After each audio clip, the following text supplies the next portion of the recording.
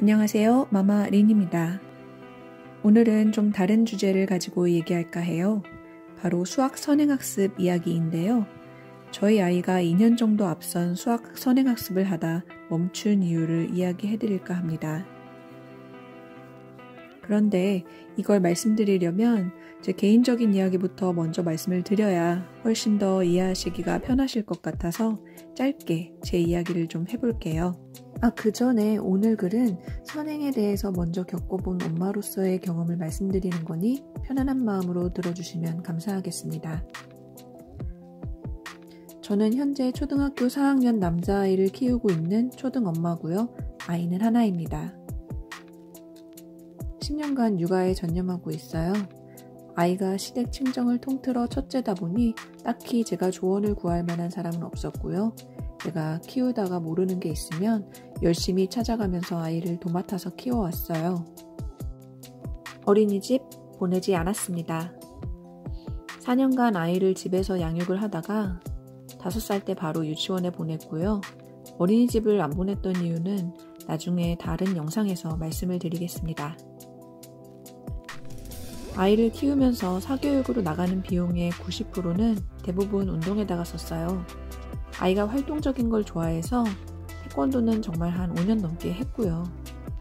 나머지 펜싱, 댄스 등등 운동을 정말 많이 했습니다.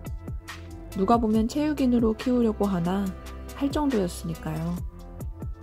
공부에다가 쓰는 비용은 문제집이 거의 다였고 따로 영어학원, 수학학원 다닌 적이 없습니다. 대신 공부다운 공부는 7살 때부터 집에서 꾸준히 영어와 수학을 저와 같이 해왔는데요. 특히 수학은 연산을 따로 풀리지 않고 사고력 수학 문제집과 디딤돌, 기본응용, 그리고 심화록, 평일은 거의 매일 성실하게 풀어왔습니다. 그런데 7살 때부터 하다 보니 자연스럽게 초등학교 1학년 거부터 시작을 하게 됐잖아요. 그게 어떻게 보면 선행의 시작이라고 볼 수가 있었죠. 집에서 뭔가 공부를 한다는 건 뭐 특별한 건 없고 문제집을 꾸준히 푸는 거잖아요. 제가 일을 안 다니고 집에서 아이랑 생활을 같이 하다 보니까 정말 더 열심히 같이 문제를 풀었던 것 같아요. 저희는 어려서부터 문제를 같이 풀었거든요. 학원에서 다른 아이와 경쟁하듯이 아이는 30살 많은 저랑 경쟁하면서 문제를 풀어왔습니다. 그렇게 평일을 매일 같이 푸니까 어느 순간 아이가 좀 심화 문제도 덜 틀리고 잘 따라오는 것처럼 보이더라고요.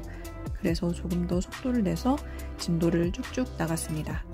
그러다 보니까 원래 1년 선행을 하던 게 2년 반 정도 앞서서 선행을 해나가고 있더라고요.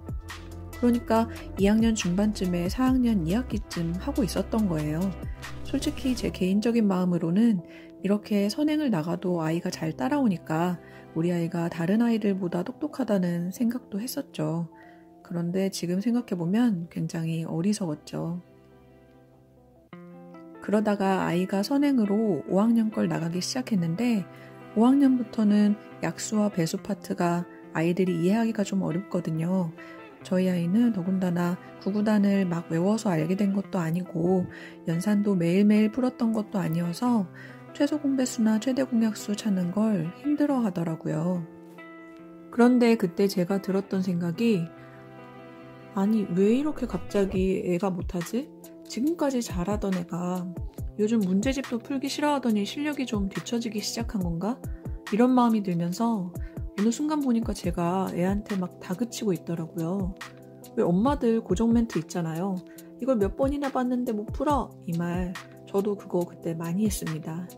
정말 잘해오던 애가 갑자기 틀리는 개수가 많아지니까 너무 황당하고 그걸 잘 못 받아들였던 것 같아요. 왜 그럴까 이유를 찾기보다는 자꾸 아이가 잘 못 푼 5학년 걸 다시 개념부터 문제 푸는 것까지 2번, 잘 안 되면 3번 정도를 봤습니다. 그런데 여러분, 겉으로는 별로 문제가 없는 것 같은데 스스로 뭔가 잘못되어 가고 있다는 느낌이 혼자서 막 들 때 있으시죠? 제가 그때 바로 그런 느낌을 받았었어요. 아이는 아무리 개념을 봐도 같은 문제를 계속 틀리고 저는 계속 아이를 나무라고 있고 그런데 매일매일 같이 문제를 푸니까 뭐가 문제인지 해결을 못한 채로 그냥 계속 안 풀리는 문제만 풀고 있고 그런 찜찜한 시간들이 계속 흘러가고 있었어요. 저는 그렇게도 생각했어요. 우리가 그래도 다른 사람들보다 정말 같이 오랜 시간을 보냈고 사이도 정말 좋았는데 어쩌다 이렇게 됐지? 혼자 화를 내면서도 속으로는 계속 이 생각을 가지고 있었거든요. 그런데 이 찜찜한 시간을 끊어준 건 제가 아니고 아이였어요. 아이가 여느 때와 다름없이 수학 문제를 풀고 있다가 정말 갑자기 딱 연필을 놓더니 저한테 얘기를 하더라고요. 엄마, 내가 아무래도 지금 5학년 걸 푸는 게 좀 아닌 것 같아. 난 3학년이고 이게 지금 내 수준에 안 맞는 것 같아. 이렇게 얘기를 하는 거예요. 그런데 신기하게 그 얘기를 듣는 순간 지금까지 제 마음속에서 고민하고 있던 일들이 싹 풀리는 것 같았어요. 어떻게 보면 아이가 스스로 해답을 준 거죠, 저한테. 자기 수준에 맞지 않는다는 걸 아이가 어느 순간 깨달은 거예요. 어떻게 보면 저도 그 부분을 인정할 수가 없었던 것 같아요. 지금까지 잘해왔는데 이 정도는 풀어야 되는 거 아니야? 이렇게 생각했지 지금 이 정도를 푸는 게 아이에게 정말 맞는 일인가 라고는 깊게 생각해보지 않았었거든요. 아이가 그렇게 이야기를 해줘서 그때 생전 처음으로 저희 둘이 앞으로 수학 공부를 어떻게 할지에 대해 좀 진지하게 그리고 솔직담백하게 같이 이야기를 나눠봤던 것 같아요. 아이가 본인은 3학년 거는 괜찮고 4학년 1학기 거부터 다시 한번 풀어봤으면 좋겠다고 하더라고요. 그래서 그러냐? 그럼 개념부터 한번 다시 짚고 틀린 거를 더 봐보자 했더니 아이가 오케이 했어요. 그렇게 해서 속도전에만 급급했던 수학 선행은 아이의 한마디로 멈추게 되었고요. 아이가 본인이 이제 4학년 거부터 다시 풀겠다고 하더니 그때부터는 좀 어려워하는 파트 빼고는 놀랍게도 스스로 문제집을 펴고 스스로 스케줄도 정해서 풀고 있습니다. 전화위복인지 수학뿐만이 아니라 그때부터는 다른 공부도 치밀하진 않지만 내일은 뭘 해야겠구나 정도로 생각하면서 편하게 계획을 잡고 본인이 알아서 공부를 하고 있어요. 우리 엄마들이 가장 바라는 게 자기주도 학습이잖아요.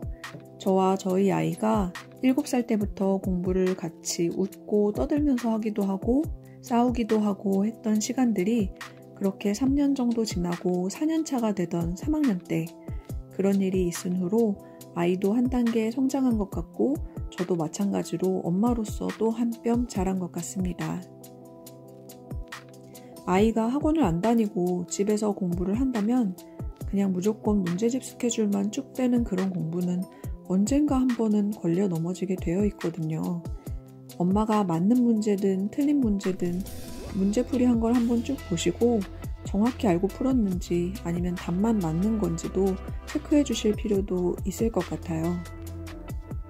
좀 많이 틀린 파트라면 아이와 이 파트에 대해서도 많이 이야기를 해보실 필요도 있어요.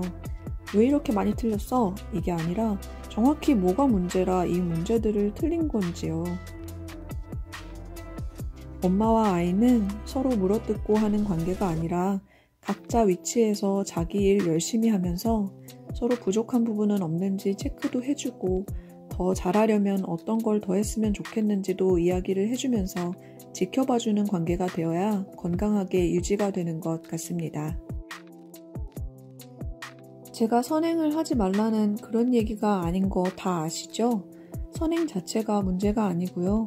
아이가 현재 나가고 있는 진도가 혹시 어려워서 힘들어하고 있지는 않은지 좀 관심 있게 그리고 따뜻한 마음으로 살펴봐 주셔야 한다는 거예요.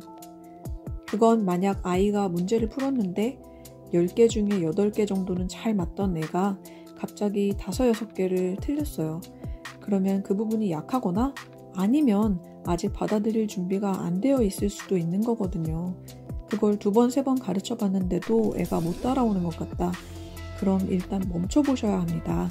아직 때가 아닌 것 뿐인 거예요. 애가 멍청해져서도 아니고 갑자기 바보가 돼서도 아닙니다. 우리 어르신들이 늘 하시는 소리가 있잖아요. 아이고 다 때가 되면 해. 지금 뭐하러 그걸 혼내가면서 가르치고 있어. 그 말이 정말 진리입니다. 정말 자연스럽게 깨닫는 시점이 와요. 그럼 그때까지 기다리란 말이에요? 막 마음 급하신 분들은 그렇게도 물어보실 것 같은데 기다리시지 않으셔도 되고요. 그날을 위해 바로 오늘, 지금 차곡차곡 준비하시면 됩니다. 현재 하고 있는 진도의 심화 부분을 좀 더 깊이 공부하게 하시면서 만약 아이가 심화도 잘 푼다 싶으시면 그 다음 진도를 살짝 가볍게 아이에게 챌린지가 되도록 유도해 보시면 좋을 것 같아요. 우리 육아의 목표는 독립이잖아요. 우리 아이들 아직 초등학생인데 이 긴 마라톤 같은 여정에서 벌써 번아웃 와서 쓰러지면 결승점까지 못 가겠죠. 무조건 아이를 멱살 잡고 끌고 가는 그런 역할이 아니라 좀 더 아이와 현재 상황에 대해서 이야기를 나눠보고 개선해야 할 점은 없는지 진단해보고 하면서 아이들이 스스로 공부를 해나갈 수 있도록 서포트를 해주는 조력자의 역할을 하는 그런 우리 엄마들이 되자고요. 지금까지 긴 이야기 들어주셔서 정말 감사합니다. 지금까지 마마 아린이었고요. 오늘도 현명한 하루 보내세요.